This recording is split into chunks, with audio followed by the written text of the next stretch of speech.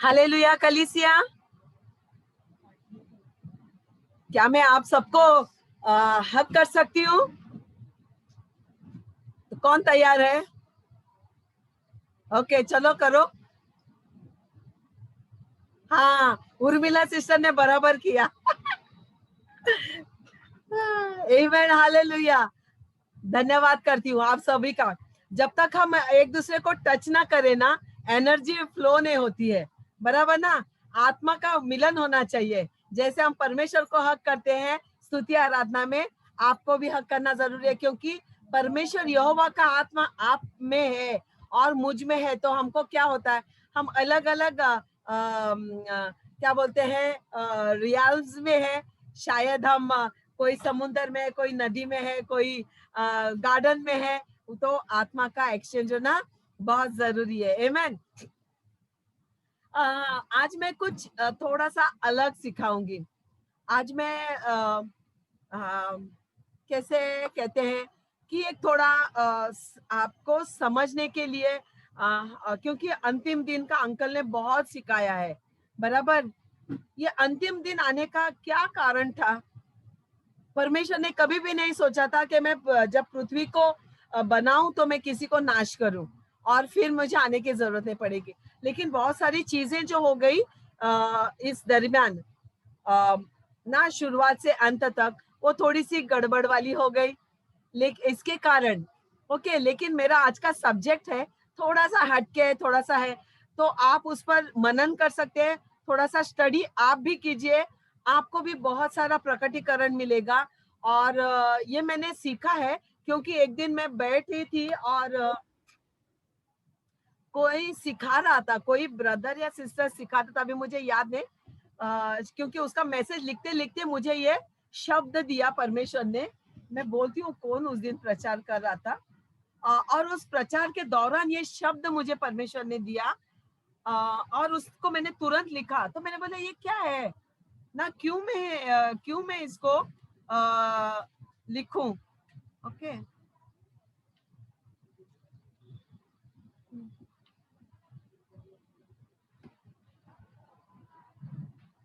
मुझे लगता है अंकल ही सिखा रहे थे कुछ, क्योंकि अंकल का मैसेज है, मैं लिख रही थी और ये शब्द मुझे आया, तो मैंने ये शब्द यहाँ पर लिखा हेडलाइन पे, और फिर बाद में मैं उस पर मनन करती रही, प्रार्थना करती रही, क्योंकि ये साधारण विषय नहीं है।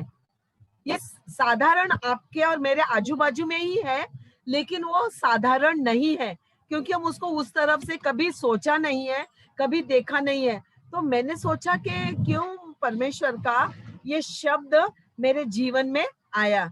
ओके, तो मैं फिर उसे प्रार्थना करने लगी। थोड़ा सा इंटरनेट पे भी मैंने ढूंढा। देखो मेरी खुशी भी आ गई है। ओके, मेरा परमेश्वर का आत्मा मेरे साथ अभी बैठ गया है। ओके, तो ये शब्द को लेकर मैंने ये मैसेज तैयार किया है, और मैं विश्वास करती हूँ कि आप लोग स्क्रिप्चर्स लिख लोगे और उसके अनुसार आप भी कुछ सीखो, पढ़ो, या आप भी थोड़ी जानकारी बाइबल में से ही लिखो। ओके, जो संसार देता है वो नहीं, जो हम बाइबल से ढूंढते हैं वो सत्य है। उसमें कोई क्या बोलते हैं, उसमें कोई मिथ्या नहीं है, उसमें कोई माइथोलॉजी नहीं है। ओके, हम जब हम बचपन में बहुत सारे कहानियां सुनते थे, तो मुझे चाइनीज कहानियां सुनना बहुत पसंद था, पढ़ना भी बहुत पसंद था। मैं चाइनीज माइथोलॉजी को बहुत गहरी तरह से पढ़ती थी और मुझे बहुत अच्छा भी लगता था। और उस वक्त एक मैगजीन था, अभी मुझे याद नहीं आ रहा है, मैं कोशिश कर रही थी उसको याद करने की। वो मैगजीन में हमेशा चाइनीज लोगों की स्टोरियां होती थी, जो मिथ्या में लिखी गई है, जो सच नहीं है, लेकिन मुझे मुझे अच्छा लगता था। ओके, लेकिन आज जो मैं सिखा रही हूँ वो मिथ्या नहीं है, वो परमेश्वर का वचन है, और हमारे लिए वो क्या कहता है इसके बारे में है। ठीक है, तो आज मैं आपको सिखाऊंगी समुद्र के बारे में। ओके, कितने जन समुद्र में डुबकी लगाने गए हैं? बहुत सारे लोग गए ना। हाँ, हम बचपन में बहुत जाते थे, क्योंकि हमारे घर के नजदीक बहुत समुद्र है। तो हम लोग बचपन में चड्डी पेटीकोट डाल के डुबकी लगाने जाते थे और अच्छा भी लगता था। ओके, उसी समुद्र के बारे में आज मैं आपको कुछ समझाती हूँ और सिखाएंगे हम लोग, ठीक है। मैं पढ़ूंगी आपके लिए आइजाया का 50, यशाया का 50 और वचन 2।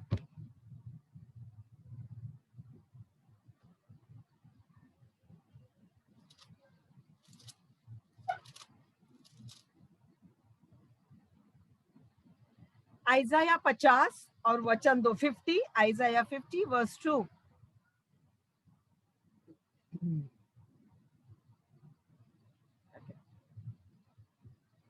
इसका क्या कारण है कि जब मैं आया तब कोई ना मिला, जब मैंने पुकारा तब कोई ना बोला। क्या मेरा हाथ ऐसा छोटा हो गया है कि मैं छुड़ा नहीं सकता? क्या मुझ में उद्धार करने की शक्ति नहीं? ये कौन कह रहा है? परमेश्वर ये कह रहे हैं, राइट? क्या कहता है? देखो, मैंने एक धमकी से समुद्र को सुखा दिया। कैसे सुखा दिया? एक धमकी से। ओके, एक धमकी से मैंने समुद्र को सुखा दिया और महानंदों को रेगिस्तान बना दिया। उनकी मछलियां जल बिना मर जाती हैं और बसाती है, यानी कि गंदगी फैलाती है। बसाती है मतलब स्मेलिंग, जो सड़ जाती है। ओके, जो बासी खाना होता है उसको बोलते हैं ना बसाती चावल है, खराब हुआ चावल है। तो वैसे परमेश्वर कहता है कि मैं धमकी से, एक ही धमकी से समुद्र को सुखा देता हूँ, महानंदों को यानी कि महासागरों को। हमारे इंडिया में महासागर है, इंडियन ओशन है और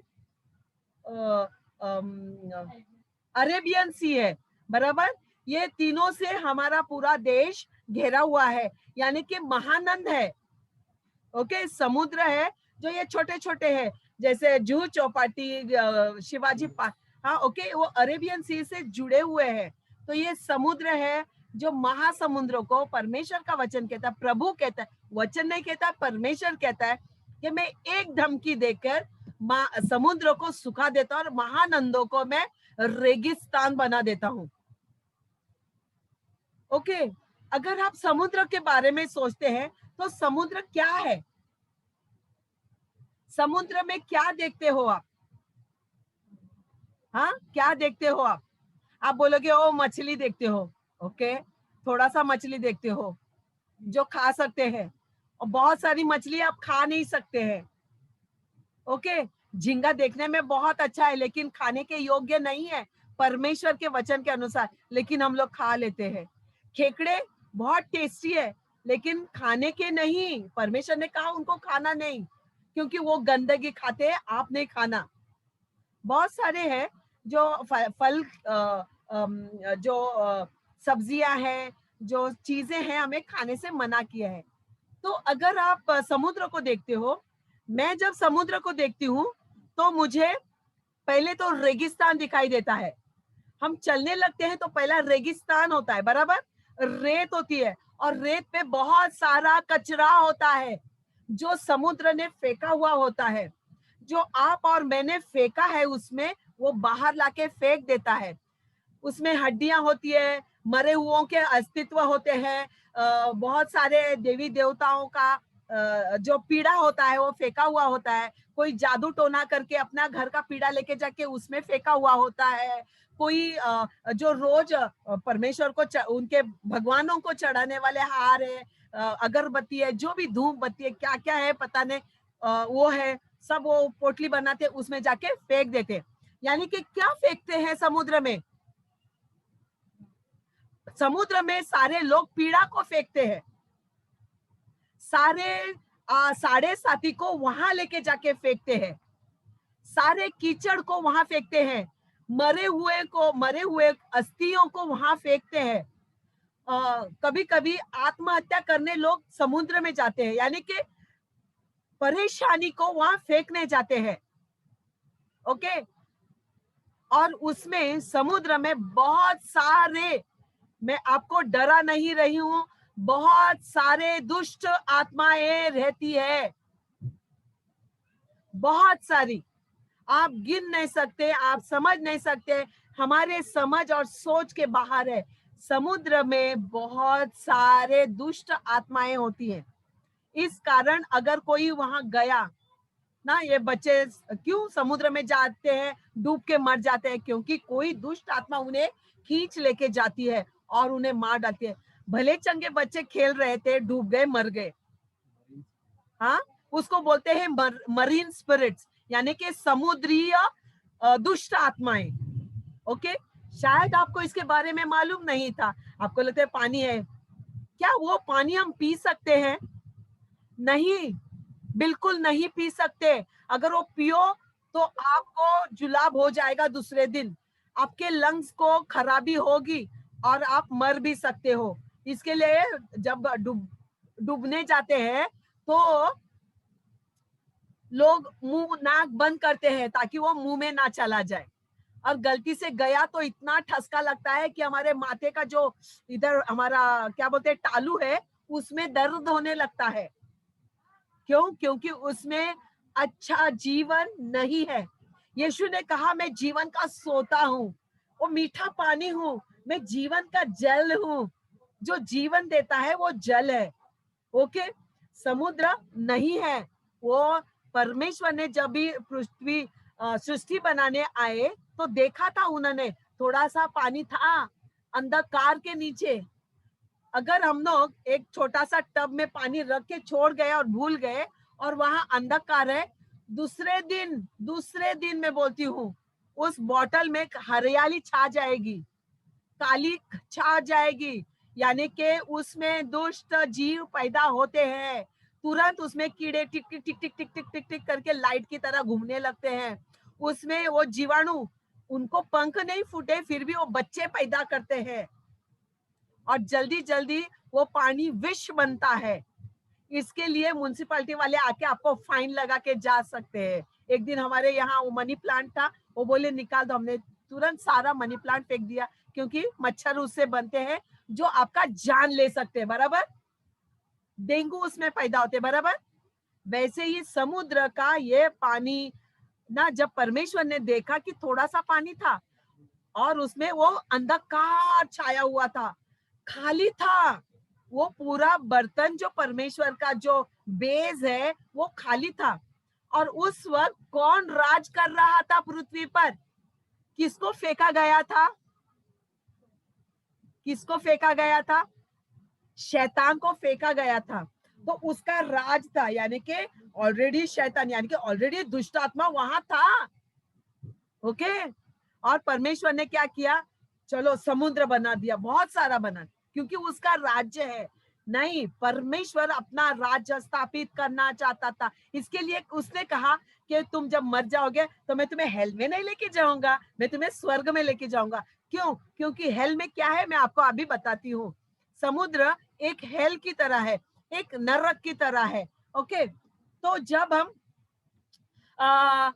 वहां देखते हैं तो ये जो वचन 50 आइजाया का कहता है कि मेरे कहने से वो मैं सुखा सकता हूँ, क्योंकि परमेश्वर ने वो कुछ मकसद से समुद्र को बनाया कि जो दुष्ट आत्माएं हैं वो वहां नरक में रह जाए। ओके, लेकिन लोग उसको पवित्र मानते हैं, है ना?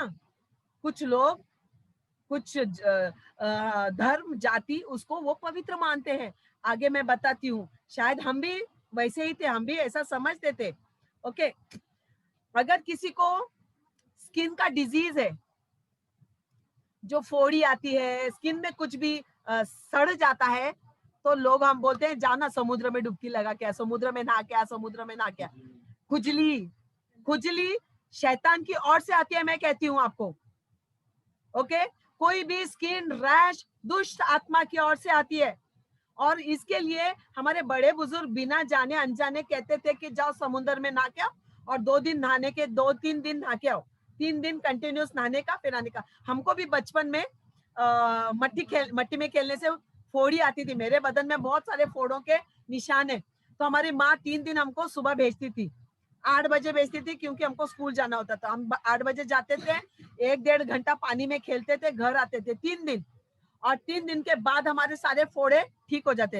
एक नमक का पानी, घमोरी भी जाती है उसमें, घमोरियों के लिए भी लोग जाते हैं। तो ये जो पीड़ा हमको आई है शैतान से, वो वहां निकल जाती थी। ओके, तो वो तब हमको पता नहीं था, लेकिन जब मैंने ये बाइबल पढ़ा तब मुझे पता चला, अरे ये तो हमारे जो स्किन को डिजीज लगा, वो जाके समुद्र में छोड़ के आने का, यानी कि शैतान को समुद्र में छोड़ने का, वहां उसका डेरा है। तो भजन संगीता 104:25 में आप लिख सकते हैं, परमेश्वर ने बड़ा समुद्र चौड़ा बनाया, बड़ा और चौड़ा बनाया। देखो, यानी कि नर्क में जाने वाला मार्ग वो कहता है कि बड़ा चौड़ा है, ओके, लेकिन स्वर्ग जाने वाला मार्ग बहुत ही नैरो है, सक्रिय है, यानी कि उसमें ज्यादा लोग चल नहीं पाएंगे।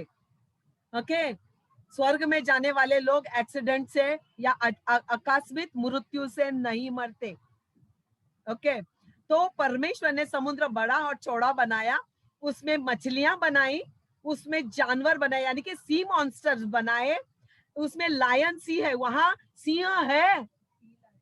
ओके, वहां जंगल में अगर सिंह है तो पानी में भी सी लायन है। बाहर घोड़े हैं, घोड़ों का साइज आपको पता है, हाँ, वैसे घोड़े सी हॉर्स समुद्र में है। जैसे काव यानी कि भैंस, गाय, बैल, जो बड़े बड़े जानवर है पानी में, परमेश्वर का वचन कहता है वो पानी में मतलब समुद्र में है।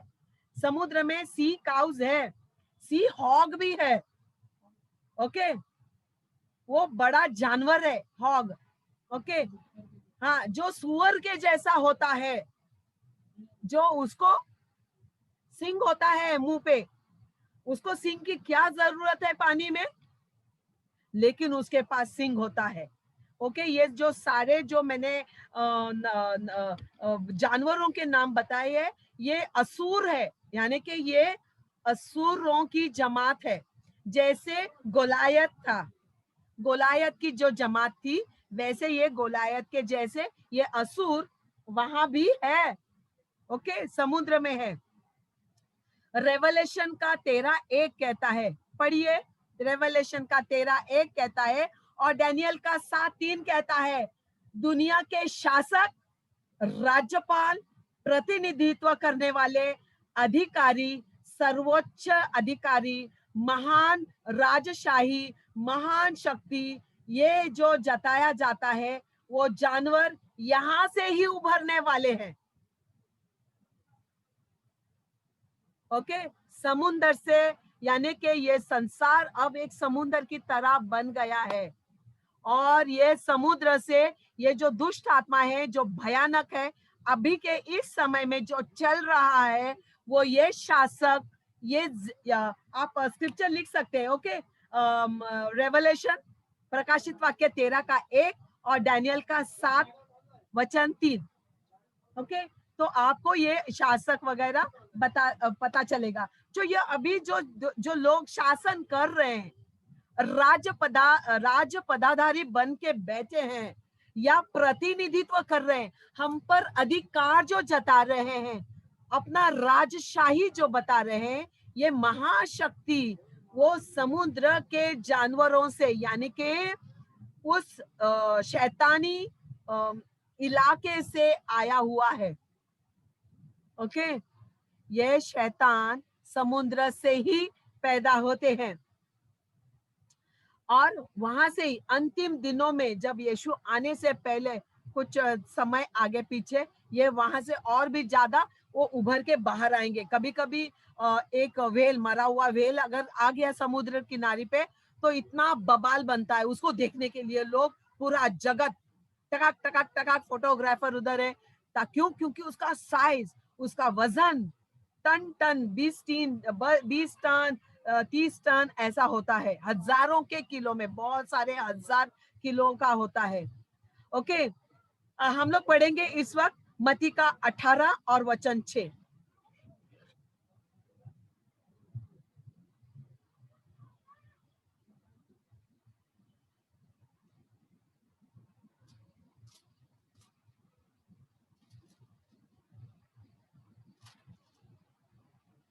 Okay, hallelujah.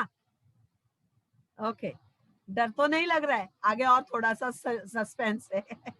ओके, मत्ती का 18:6 कहता है, पर जो कोई इन छोटों में से जो मुझ पर विश्वास करते हैं एक को भी ठोकर खिलाए, उसके लिए भला होता कि बड़ी चक्की का आटा, कितना छोटा चक्की का आटा नहीं, बड़ा चक्की का आटा, जो हमारे घर में ना, रोजमेरी के घर में एक चक्की का पार्ट है जो मैंने फोटो भेजा था, वो छोटा है।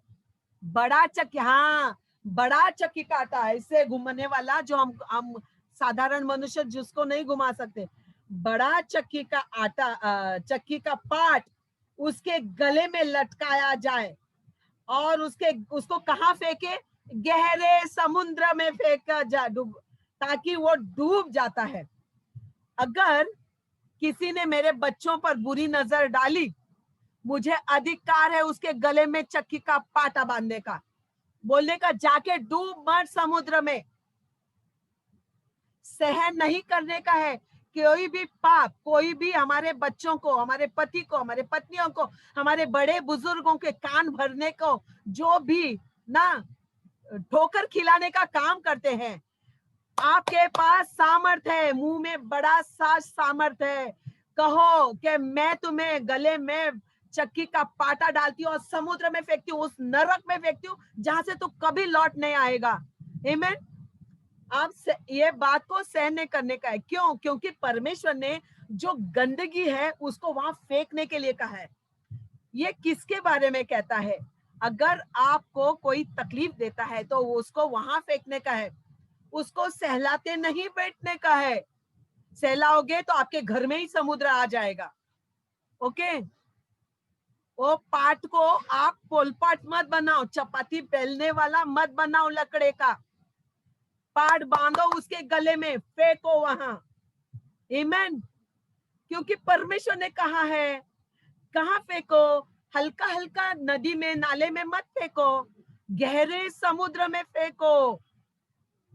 ओके, गहरे समुद्र में उसे फेंकना है, उसको गले में लटका कर उसको फेंक दो। एक्सोडस 10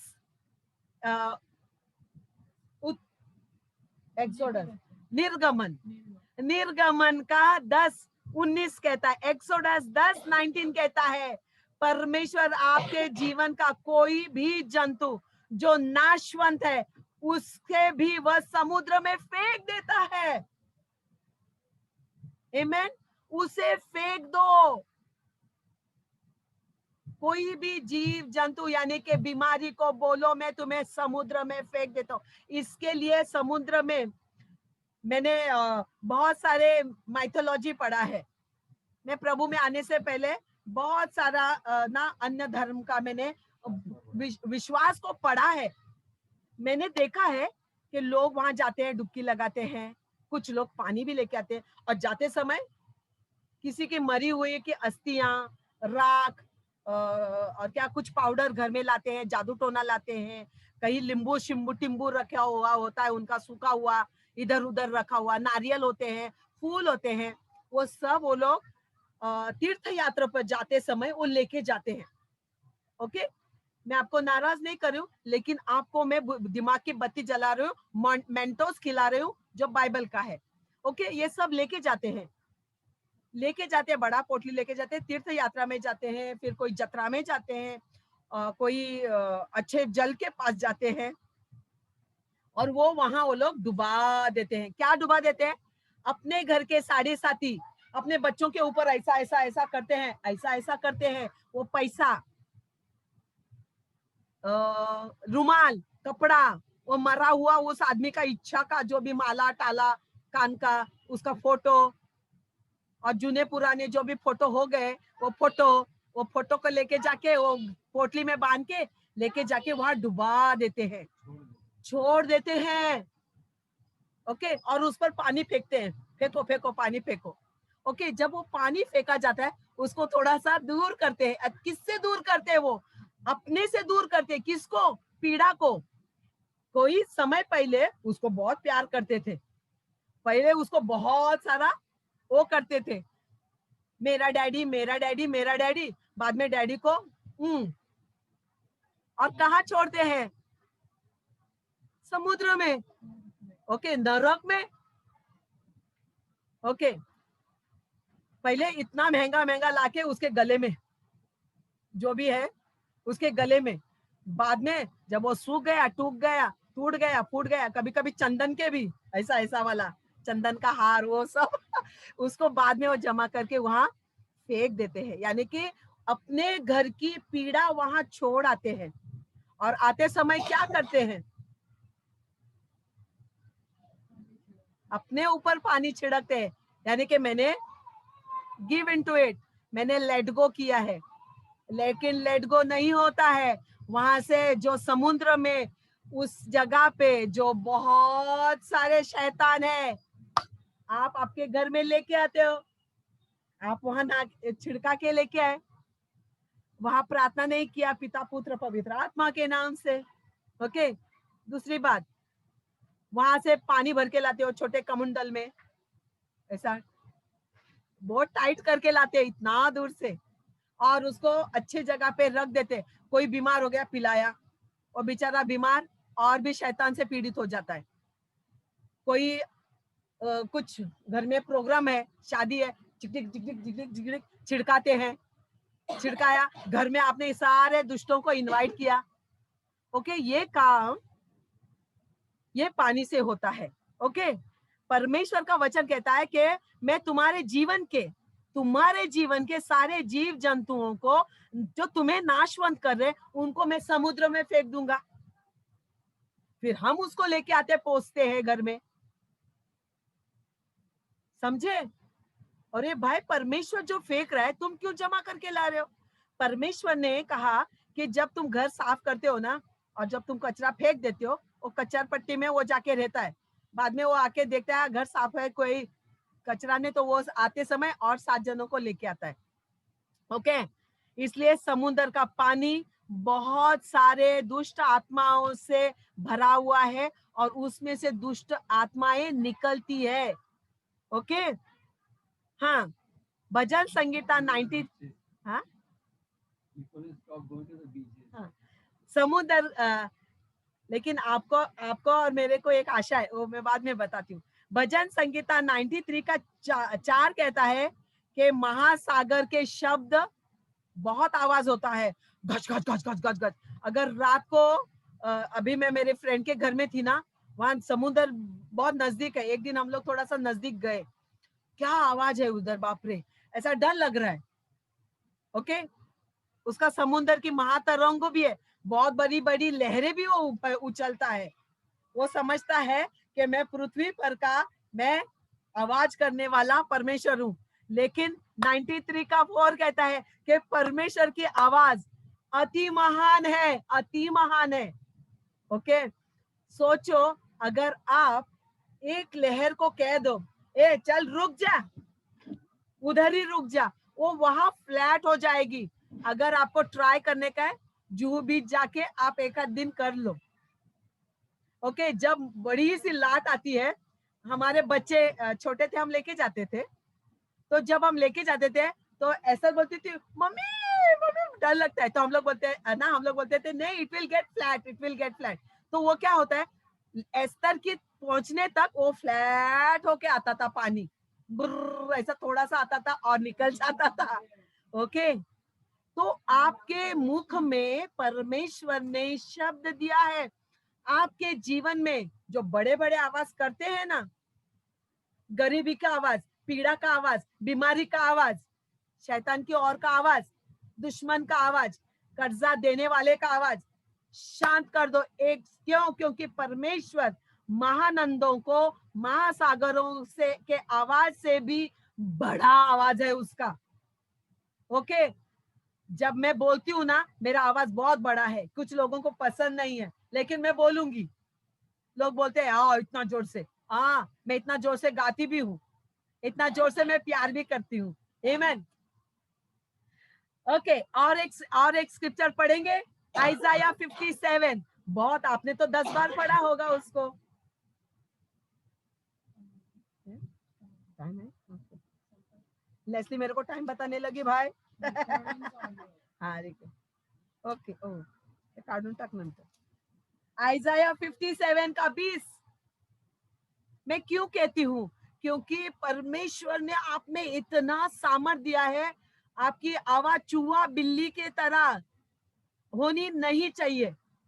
हमारे घर में सबकी आवाज बड़ी है और ऐसे नहीं थे हम लोग. हाँ, मैं बिल्कुल भी नहीं थे. मेरा मार्टिन इतना जेंटली बात करता था, मैंने कभी सोचा नहीं इतना जोर से बोलता भी है.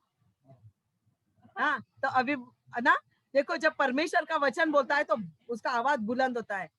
आप प्रार्थना करते समय, आप किसी कार्य पर हक जताते समय आपकी आवाज को बुलंद होना बहुत जरूरी है.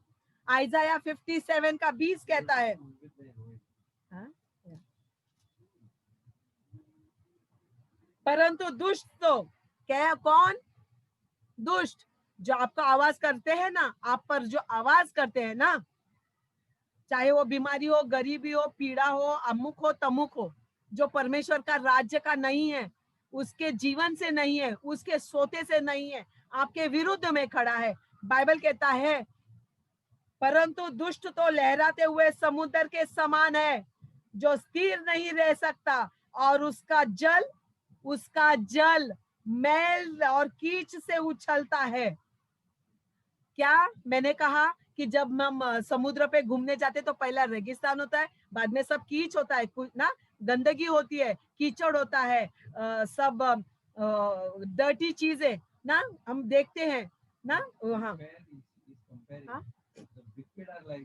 परमेश्वर का वचन कहता है कि ये जो हमारे विरुद्ध उठने वाली हर आवाज, हर दुश्मन, हर एक चीज जो परमेश्वर के राज्य के विरोध है, वो इस तरह है. ओके, उस गंदगी की तरह है जो समुद्र से उछलती जाती है. ओके, लेकिन परमेश्वर आपको बहुत पवित्र कहता है. आत्मा से वो कहता है मेरे मांस के मांस हो तुम, हड्डी के हड्डी हो तुम, मेरे जीव से जीव हो तुम, मेरी आत्मा तुम्हारी आत्मा एक आत्मा है. तुम गंदगी नहीं हो, तुम कीचड़ नहीं हो, तुम रेगिस्तान नहीं हो. शायद अभी आपको दिखता नहीं है कि हाँ चलो मेरे बैंक में इतना सा पैसा है.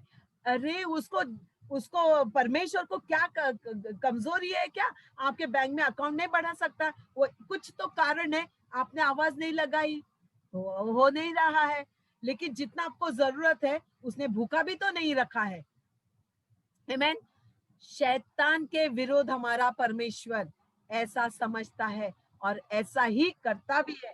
आमीन. यिर्मयाह का 49, यिर्मयाह का 49 और 23 कहता है जो लज्जित किए जाएंगे ना, वो हमेशा नाराज रहते हैं, हमेशा चिंता में रहते हैं, हमेशा परेशान है. कैसे? समुद्र की लहरों की तरह. आप ये स्क्रिप्चर पढ़ सकते हैं. ओके, यिर्मयाह 49 में 23. जो लज्जित किए गए हैं. ओके, इसके लिए हमेशा खुश रहो, चिंता मत करो. वो कहता है कि किसी बात की चिंता मत करो, किसी चीज की चिंता मत करो. वो परमेश्वर है जो तुम्हारा पुरवठा करेगा. कभी नाराज मत रहो. हई मेरे को बोला मैं नाराज हूँ, ओई वो गया तो मैं नाराज हूँ, ओई वो आया तो मैं नाराज हूँ. नहीं, नाराजगी शैतान की ओर से, वो आपको नाराज करके, मायूस करके रखना चाहता है घर में. ओके, परेशानी ये समुद्र की लहरों की तरह है, वो उछलती रहेंगे, उनको उछलने दो. ज़करिया का 10:11 कहता है, आप स्क्रिप्चर लिख सकते हैं. ज़करिया का 10:11 कहता है कि घमंडियों को वह समुद्र में चलाएगा. पढ़ेंगे वो स्क्रिप्चर. चलिए, ज़करिया 10.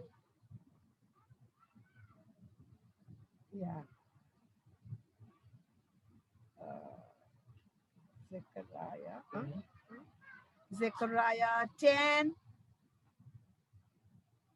वचन 11.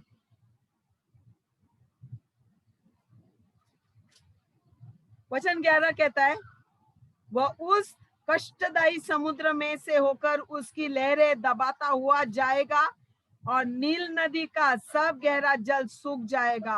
अशूर का घमंड ओके, अश्शूरों का घमंड तोड़ा जाएगा और मिस्र का राजदंड जाता रहेगा। यानी कि जो किसी भी चीज में अगर घमंड करते हैं, पौलुस पौलुस ने कहा कि मैं यीशु मसीह के कोड़े खाने में मैं घमंड करता हूँ, परमेश्वर का वचन सुनाने में मैं घमंड करता हूँ, मैं सबसे ही यानी कि मैं सबसे दीन मनुष्य बनने में मैं घमंड करता हूँ। वो परमेश्वर के आत्मा में घमंड करता है। आप किस बात में घमंड करते हैं? आमेन ना। कई बार हम हमारे फैमिली मेंबर्स को भी बोलते हैं कि ना प्रार्थना करो, प्रार्थना करो, परमेश्वर का वचन पढ़ो। तू क्या मेरे को सिखाती है? मैं पढ़ता हूँ, मैं वहां ऑफिस में पढ़ता हूँ, मैं अमुक जगह पे पढ़ता हूँ, मैं तमुक जगह पे पढ़ता हूँ।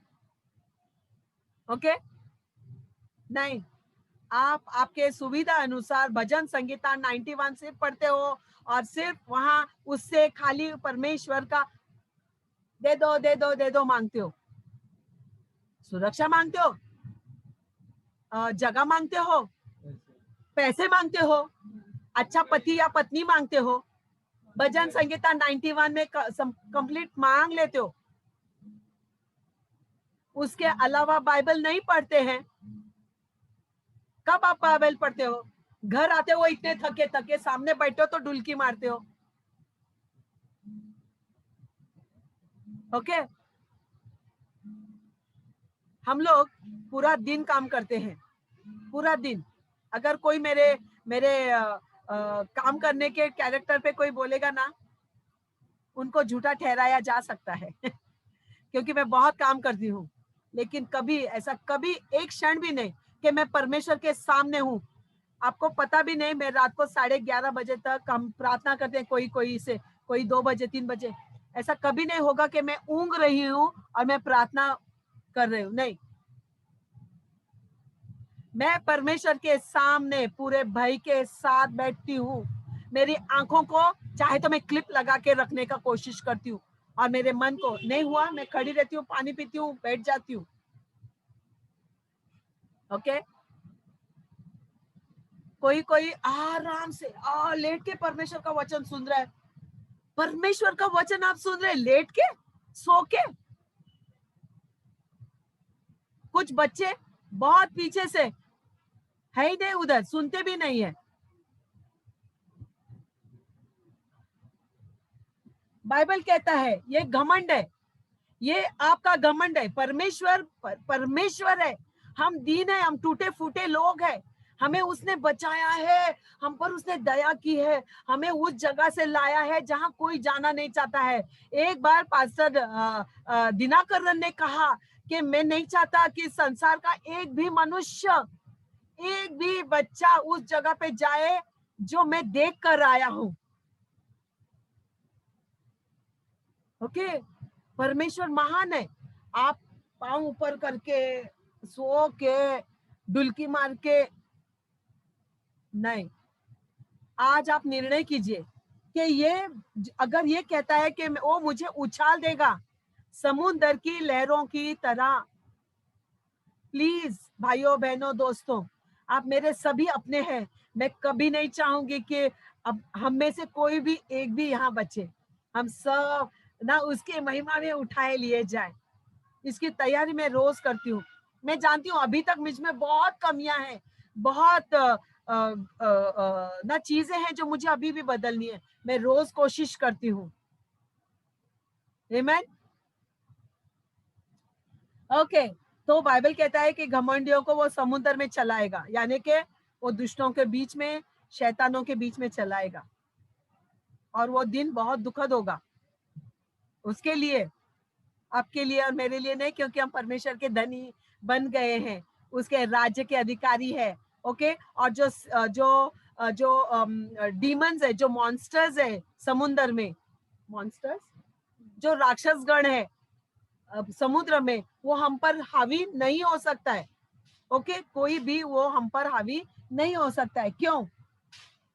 रेवलेशन का 21 प्रकाशित वाक्य 21 का 1 लास्ट, उसमें समुद्र के बारे में बहुत अच्छा वर्णन भी किया है, आप आगे पढ़ सकते हो आगे पीछे।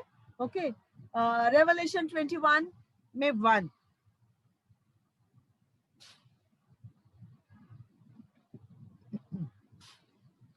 फिर मैंने, प्रभुओं का प्रभु कहता है, फिर मैंने नया आकाश और नई पृथ्वी को देखा, क्योंकि पहला आकाश और पहली पृथ्वी जाती रही और समुद्र भी न रहा। ओके, धन्य हो आप जो समुद्र में चलने के आपकी नौबत ही नहीं आएगी। आमेन। क्यों? क्योंकि परमेश्वर आपके लिए, मेरे लिए एक नया पृथ्वी भी बना रहा है, एक स्वर्ग भी बना रहा है। आमेन। क्या आप खुश नहीं हो? आमेन। क्यों? मैं तो चाहती हूँ, क्योंकि समुद्र में चलने, हम चल नहीं पाएंगे। क्या कोई चल सकता है समुद्र में? नहीं, समुद्र में कोई नहीं चल सकता है, क्योंकि वो जगह ऐसी है जो आपको खाली हिचकोले दे सकती है, लेकिन नदी में, हाँ, उस जीवन का सोता में जरूर। इसके लिए प्रभु, मेरे को लगता है परमेश्वर ने, यीशु ने कहा कि मैं जीवन हूँ, सत्य हूँ और मार्ग हूँ। जीवन का सोता मैं ही हूँ, मैं ही हूँ। आमीन। जीवन का सोता वही है, मेरा प्रभु यीशु। वो आप में बहता है, वो मुझ में बहता है। हम हमारे हमारे नजदीक आने वाले लोग उसको महसूस करना चाहिए। अगर आप उछल कूद गुस्सा करने वाले, अपने पत्नी को मारने वाले, पत्नी को ढूसा देने वाले, गाली गलौज करने वाले, या कोई भी बात अगर हमारे घर में ऐसी है, तो वो हिचकोलों की तरह वो समुद्र है। हम समुद्र नहीं है, हम बहता हुआ सोता है। ओके, हम वैसे थे, हम कड़वा पानी थे, परमेश्वर ने इसको मर्रा, वो लकड़ी से वो काठी उसको डुबाई, तब हम मीठे बन गए। आमेन। सही है। आमेन। और इसलिए हम जीवन का सोता बने हैं। आप जो कुछ खाना बनाओ बहुत टेस्टी है, आप जो कुछ साफ सफाई करो बहुत सुंदर है। इसके लिए लोग कहते हैं वाह क्या अच्छा है यार। हम छोटा छोटा काम भी करते हैं कुछ, तो कहते हैं वाह आपके पास बहुत अच्छा है ना। आपके बालों को देखकर लोग कहते हैं आप बहुत अच्छे हो, मेरे दांत को देख के लोग कहते हैं बहुत अच्छे हैं, है ना। हमारे पास जो कुछ है बहुत अच्छा है। इसके लिए वो बच्चे गीत गाते हैं, यीशु है अच्छा कुंभार भैया, जो भी बनाया अच्छा बनाया, है ना। आप अच्छे और हम अच्छे बनाए गए हैं। आमीन। चिंता मत करो, जो कुछ शैतान ने आपके जीवन में बोया है, या आपको लगता है कि आपके इर्द गिर्द है, उसको वहां भेज दो, समुद्र में भेज दो। वो वहां का है, वहां भेज दो, वो फिर कभी नहीं आने का। वहां सिर्फ परमेश्वर जा सकता है। जब हम लाजरस और उस धनी मनुष्य के बारे में पढ़ते हैं, मार्टिन हमको एक बार समझा रहा था इस बात को, हमें बच्चों को और हमें, तब हम समझ रहे थे इसकी गहराई। वो कहता है कि ना कोई वहां से यहाँ आ सकता है और यहाँ से वहां जा सकता है। वाह, माय गॉड, कोई भी नहीं जा सकता, नॉट इवन बड़े बुजुर्ग जो अब्राहम, आइजैक, जेकब, आइजाया, जरमाया या एलाइजा, ये भी नहीं जा सकते हैं, नहीं जा सकते। अब्राहम, वो बोला कि अब्राहम का नहीं नहीं नहीं, वो भी वहां से यहाँ नहीं जा सकते, यहाँ से वहां नहीं जा सकते। जो वहां है वहां ही है, और जो वहां है वहां है। ओके, सिर्फ परमेश्वर जा सकता है। इसके लिए अय्यूब में कहा परमेश्वर ने कि अगर किसी ने तुम्हारा कुछ चुराया भी है ना, तो समुद्र की तह में जाके मैं तुम्हारा लेके आऊंगा। आपको नहीं भेज रहा है वो, समुद्र की तह में जाके लेके आओ। उसने ये नहीं कहा कि तू गोताखोर बन जा, गोता मार समुद्र में और लेके आ, नहीं, उसने कहा मैं लेके आऊंगा, तू नहीं जा सकता है वहां। इसके लिए वो कहता है कि परमेश्वर समुद्र की गहराई को भी जानता है, ऊंचाई को जानता है, उसकी चौड़ाई को जानता है, और इसलिए उसने इतना चौड़ा बना दिया है कि सारे पृथ्वी में 76%, 71% वाटर है। ओके, और बाकी की जमीन है, और वो आप और हम है जमीन। ओके, 29%। ओके, आइए आखिर एक स्क्रिप्चर पढ़ते हैं, और ये भी जान लो कि समुद्र का पानी आप पी नहीं सकते क्योंकि इतना नमकीन है। और इतना नमक शरीर के लिए अच्छा नहीं, क्योंकि यीशु ने कहा कि मैं तुम्हारे जगत का मैं पृथ्वी का नमक हूँ, समुद्र का नहीं। है ना, समुद्र का नहीं, उसने कहा मैं पृथ्वी का नमक हूँ। ये पृथ्वी है, ये जमीन से, इसके लिए मैं तो गोवा का क्या बोलते हैं मिट्टी हूँ, इसके लिए मेरा ब्राउन कलर है। ओके, आप यूपी की मिट्टी है, इसके लिए आप अच्छे फेयर कलर हो। ओके, कोई लाल है। आमेन। उसने कहा कि मैं पृथ्वी का नमक हूँ, पानी का नहीं, समुद्र का नहीं। आइए हम आखिरी स्क्रिप्चर पढ़ते हैं, मरकुस का 4:29। वही आदि और वही अंत है।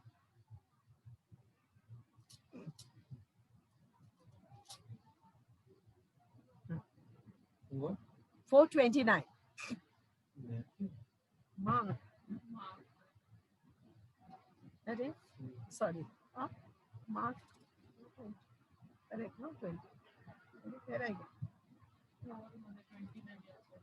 हाँ, but it says to the water. No, Mark 1:29.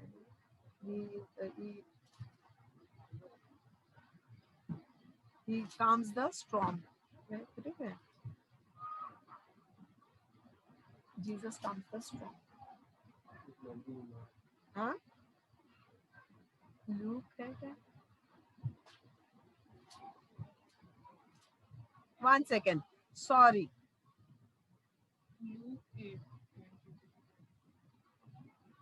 Mark 4:35. हाँ, 35. Okay, Mark 4:35. Okay. हाँ, he calms the storm. Okay. हाँ, सॉरी, थोड़ा सा मेरा लिखने में उधर हो गया। Mark 4. Yeah, 39, not 29. मरकुस 4:39 में। ओके, नाव एक नोहा ने बनाई जो सुरक्षितता की नाव थी, बराबर। उसमें सारे लोग अंदर सुरक्षित थे, पूरा सृष्टि उसमें सुरक्षित था। वैसे ही नाव एक सिंबल है कि उसमें हम सुरक्षित है। हमारा घर भी एक नाव है, इसके अंदर सब सुरक्षित है, बराबर। सब कुछ सुरक्षित है, हमारे कपड़े लत्ते, खाना पीना, बच्चे बाल बच्चे, सब कुछ सुरक्षित है। ये नाव है, ये सुरक्षितता का एक सिंबल है। परमेश्वर यीशु उस नाव में थे जहां सुरक्षितता थी, लेकिन सुरक्षितता के बाहर, यानी कि इन 4 दीवारों के बाहर एक समुद्र है, राइट। और समुद्र में परमेश्वर का ये जहाज जो है, उसके चेलों को लगा डूब रहा है। और जब भी आप रहोगे, कहीं भी जाओगे, वहां हिचकोले समुद्र देगा आपको, यानी कि थोड़ी गड़बड़ी होगी, पानी में तूफान उठेगा। क्यों? क्योंकि आप चल रहे हो, आप बैठ रहे हो, आप उठ रहे हो, आप मांग रहे हो, आप प्रार्थना कर रहे हो, बाइबल पढ़ रहे हो। वहां बहुत सारा उछल कूद होगा, समुद्र लहराएगा। तब यीशु ने क्या किया?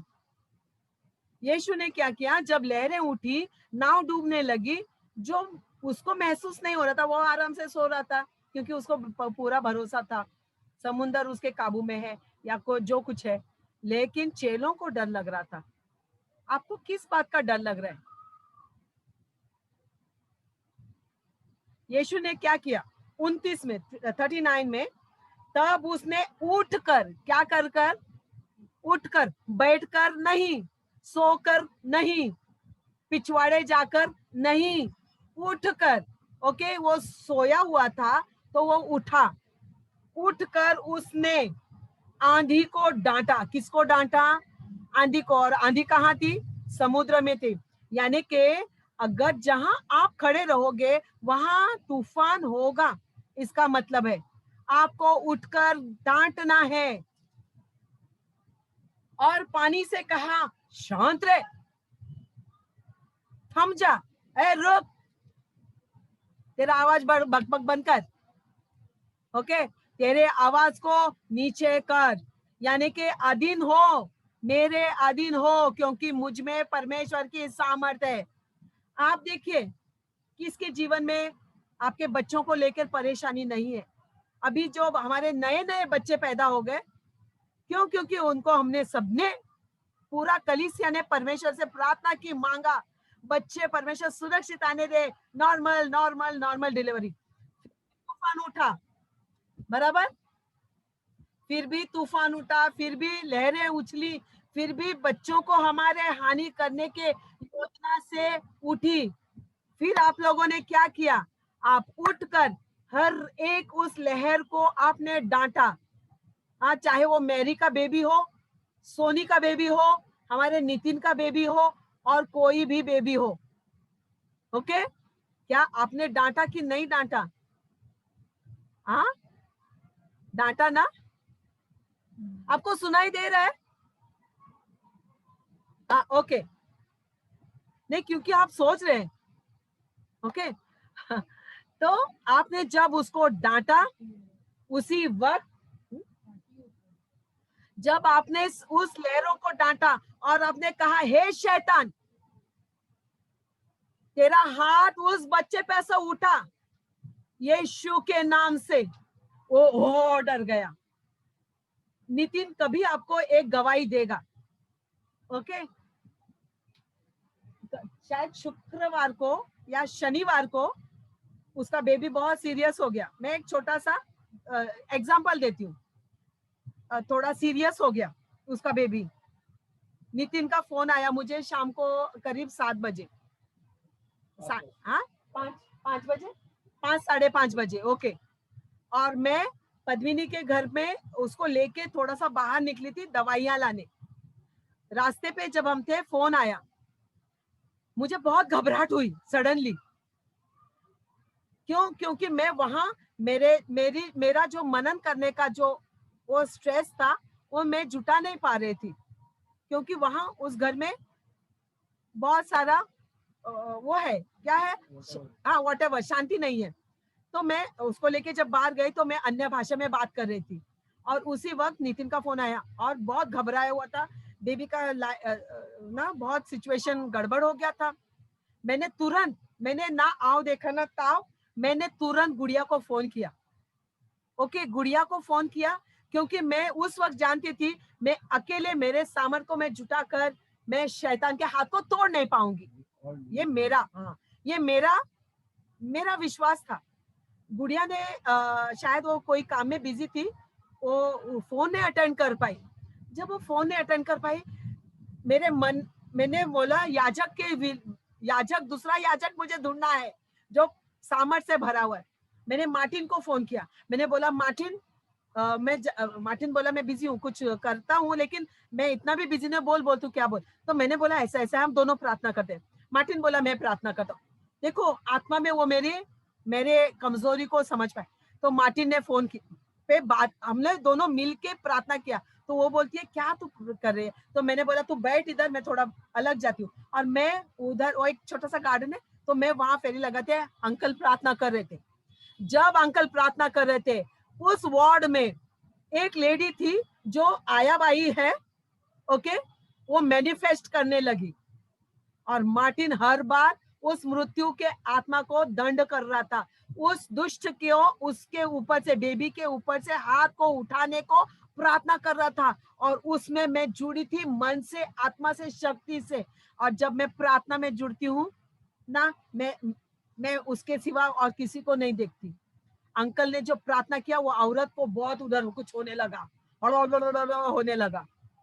ओके, जब हड़ौड़ होने लगा, तो लोगों ने कहा, कोई तो मसीह बोला कि इसको कुछ तो मैनिफेस्टेशन है। तो उनको पता चला कि नितिन के लिए हम प्रार्थना, और नितिन को टाइम नहीं था प्रार्थना में जुड़ने के लिए। मैं वो भी बताती हूँ, वो बेचारा दवाई के लिए, कुछ इंजेक्शन के लिए भाग रहा था। उस वक्त उस स्त्री को उस वार्ड में से निकाला गया, और वो दवाई लेके आता है, बेबी ठीक हो गया। ये मैं बड़ाई नहीं कर रही हूँ। क्यों? क्योंकि जहां आप होगे वहां लहरें उठेगी, उसको थामने का, उठकर ओके, उठकर उसको शांत करने का, उसके आवाज को बंद करने का, उसके हाथों को तोड़ने का। अंकल ने कहा, मैं तेरे हाथों को तोड़ता हूँ दुष्ट आत्मा जो मेरे बेबी के नजदीक गया है। वो हमारा है, वो परमेश्वर ने दिया हुआ वरदान है और उसको तो छू नहीं सकता है। उसको निकाला गया, baby all right, baby blue हो गया था, नॉर्मल हो गया, पिंक हो गया। ओके, ये ताकत है परमेश्वर यीशु में, आप में और मुझ में नहीं, जो कार्य करता है हमारे द्वारा।